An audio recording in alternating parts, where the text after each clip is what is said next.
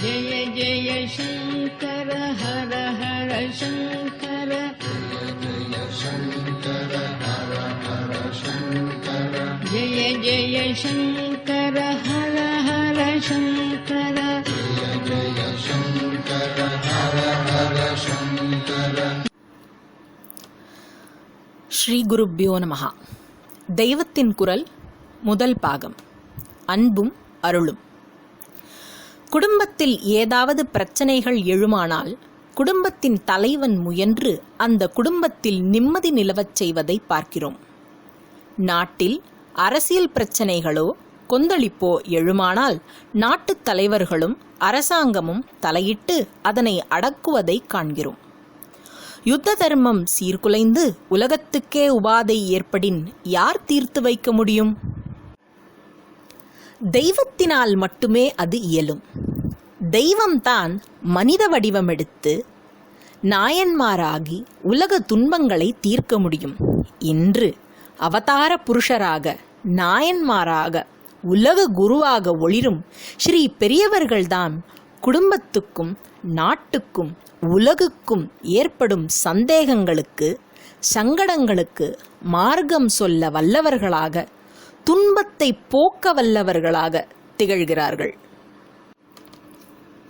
பெரியவர்களிடம் போனால் நம் இன்னல்கள் இன்பமயமாகின்றன. மனதுக்கு மகிழ்ச்சி கிடைக்கிறது. அந்த தெய்வ சந்நிதானத்தின் முன்பு நின்றால் ஒரு சாந்தி கிடைக்கிறது. குளிர் பூந்தென்றல் நம் மேனியின் மேல் படுவது போன்ற உணர்ச்சி ஏற்படுகிறது.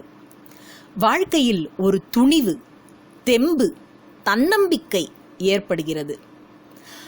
இவை அவர்கள் பால் முழு ஈடுபாடு கொண்டவர்கள் தினசரி உணரும் உண்மை.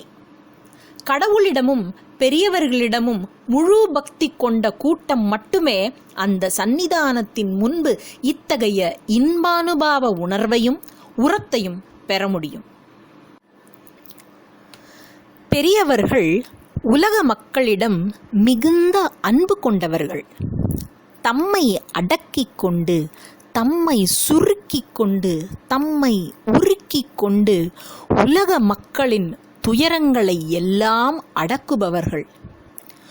துன்பத்தை துரத்துபவர்கள். உலக மக்களின் நன்மைக்காகவே நாழிகைதோறும் பூஜை செய்பவர்கள். அவர்கள் செய்த தவமும் செய்து கொண்டிருக்கும் பேரருளும் பேணி காக்கும் பேரறமும் இந்த உலகத்தை வளப்படுத்தி கொண்டிருப்பதை கண்கூடாக காணலாம்.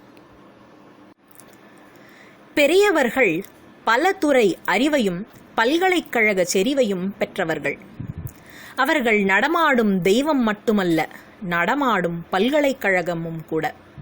அந்த பல்கலைக்கழகத்திலிருந்து மக்கள் நல் அறிவு பெற, நாடு நலம் பெற, உலகம் உய்வு பெற எத்தனையோ அறிவு மொழிகள் அறிவுரை வடிவில் வந்துள்ளன. மனித வாழ்வை வளப்படுத்தவும் புனிதப்படுத்தவும் அவர்கள் வேதங்களிலிருந்தும் இதிகாச புராண சாஸ்திரங்களிலிருந்தும் எத்தனையோ மேற்கோள் காட்டி பல்வேறு சந்தர்ப்பங்களில் உரையாற்றியிருக்கிறார்கள். அவ்வப்பொழுது எழுந்த குரல் காற்றோடு கலந்து போகாமல் என்றும் நின்று நிலவும் வண்ணம் தெய்வத்தின் குரலாகி அவை அச்சு ஏட்டில் பதிவாகி சிறந்த நூலாக இப்பொழுது வடிவெடுத்துள்ளது. ஸ்வர்ணமூர்த்தியின் எண்ண வடிவங்களே கருத்து வண்ண வடிவங்களாகியுள்ளன. ஆச்சாரிய சுவாமிகளின் அன்பு மொழிகளில் அருள் கனிகிறது. புராணங்களையோ இதிகாசங்களையோ வேதங்களையோ தர்மசாஸ்திரங்களையோ அனைவராலும் முழுமையாக படிக்க முடியாது. பெரியவர்கள் அவற்றை எல்லாம் முழுதும் படித்து நமக்கு சாறு பிழிந்து தருவது போல் இந்த நூலில் தந்துள்ளார்கள். அத்தனையும் அருட்கனி சாறுகள்.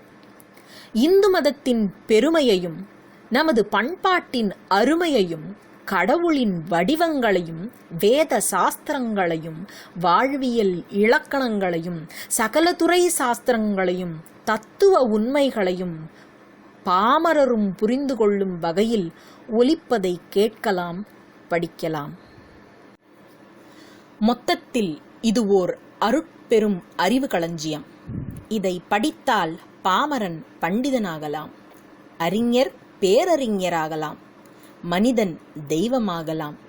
இந்த தெய்வத்தின் குரலை பல டேப்களிலிருந்தும், கல்கி பத்திரிகையின் அருள் வாக்குகளிலிருந்தும், பல்வேறு ஸ்ரீமுகங்களிலிருந்தும், பல்வேறு சமயங்களில் பெரியவர்கள் ஆற்றிய உரைகளிலிருந்தும் தொகுத்தும் எடுத்தும் எழுதியவர் ஸ்ரீ காஞ்சி பெரியவர்களின் அன்பையும் ஆசியையும் பெரிதும் பெற்ற ஆசிரியர் திரு ரா கணபதி அவர்கள்.